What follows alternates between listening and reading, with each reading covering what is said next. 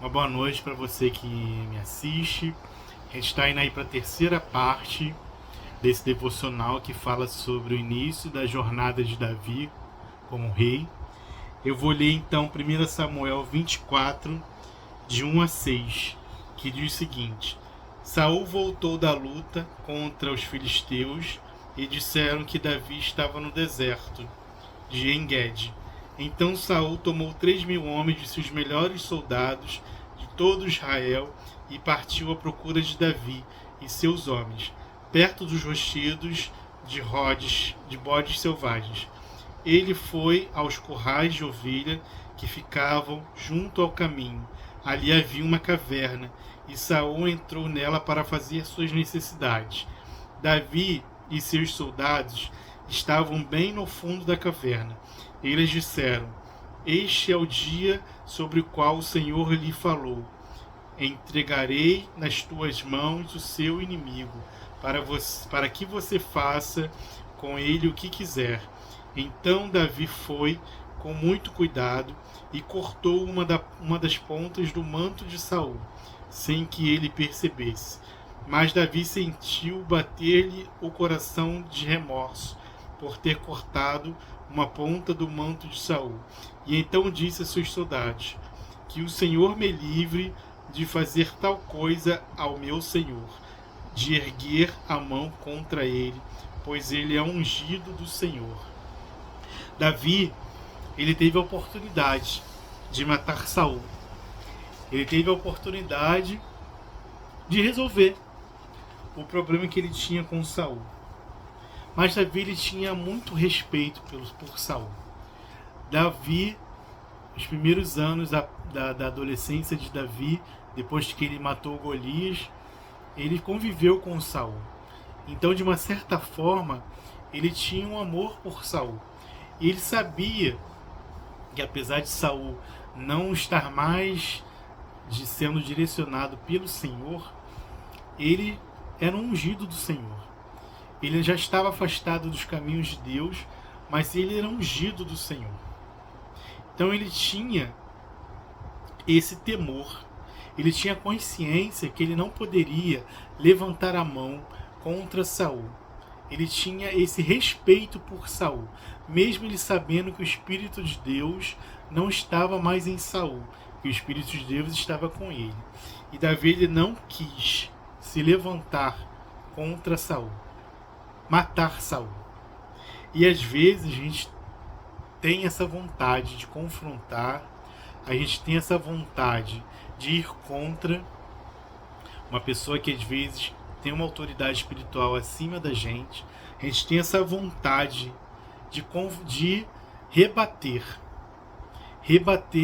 as palavras que vão contra o que a gente está fazendo. A gente está certo, a gente está buscando servir ao Senhor da maneira correta, e aquela pessoa não quer enxergar por algum motivo que Deus não está com a gente. E às vezes a gente tem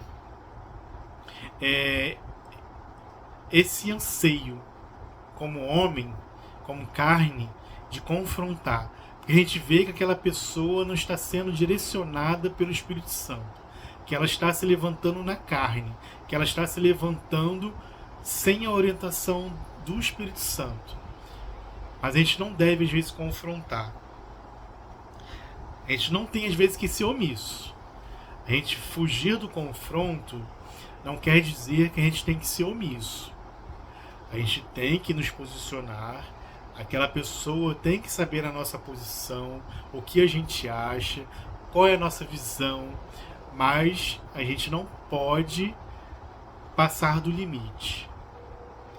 Às vezes a gente busca maldição para a nossa vida por a gente confrontar o ungido do Senhor. Confrontar não é o confronto que eu estou dizendo, não é você questionar.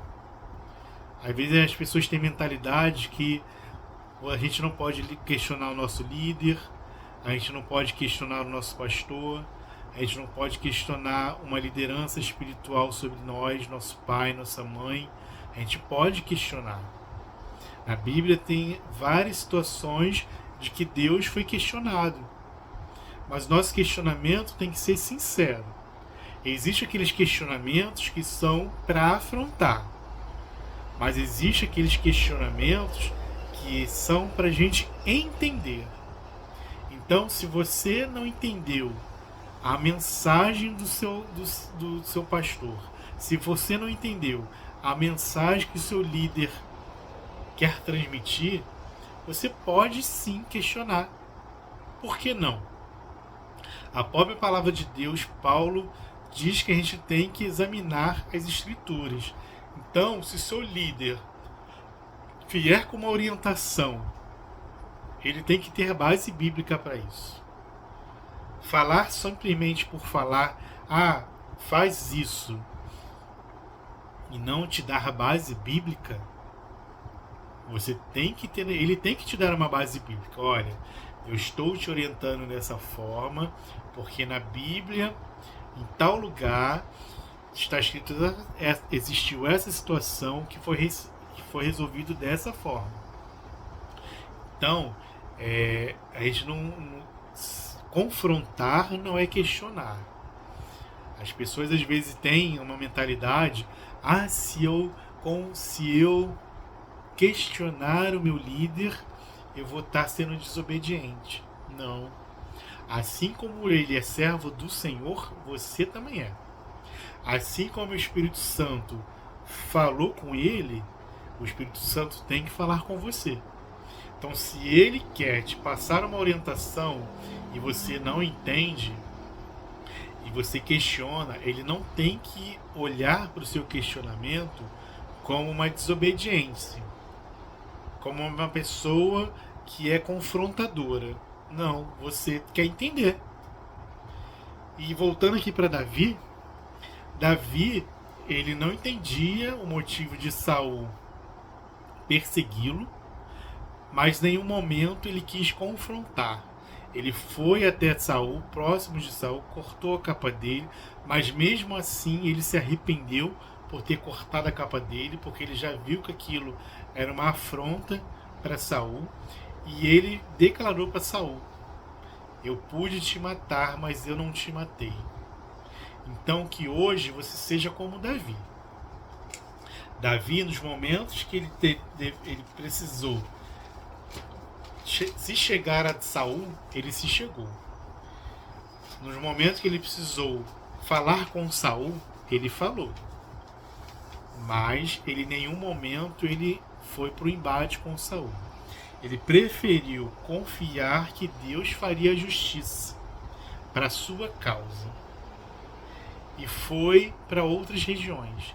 Então que você hoje, se você tem um Saul que te persegue, que fala contra você, por você fazer a obra de Deus, por a pessoa não entender a ação de Deus na sua vida, não confronte. Entregue essa pessoa ao Senhor. Deixa que o Senhor vai tratar com essa pessoa. O que você precisar falar, você fala.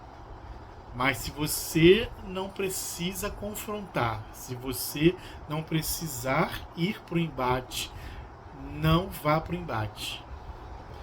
Fuja, busque novas alianças. A fuga nem sempre é sinal de covardia. Davi, ele não foi covarde quando ele fugiu de Saul. Davi preferiu viver as experiências dele com Deus e ser preparado por Deus em outros lugares para que no momento certo Deus pudesse concretizar a bênção, concretizar a promessa na vida de Davi. Então, no momento certo, o Senhor vai concretizar a promessa na sua vida. Saul pode se levantar, os filisteus podem se levantar, o seu líder pode se levantar, seu pai pode se levantar, sua mãe pode se levantar, sua família pode se levantar, mas se você estiver na direção do Senhor, guiado pelo Espírito Santo, não se preocupe. No momento certo, a promessa vai se cumprir. Fique na paz e tenha uma boa noite.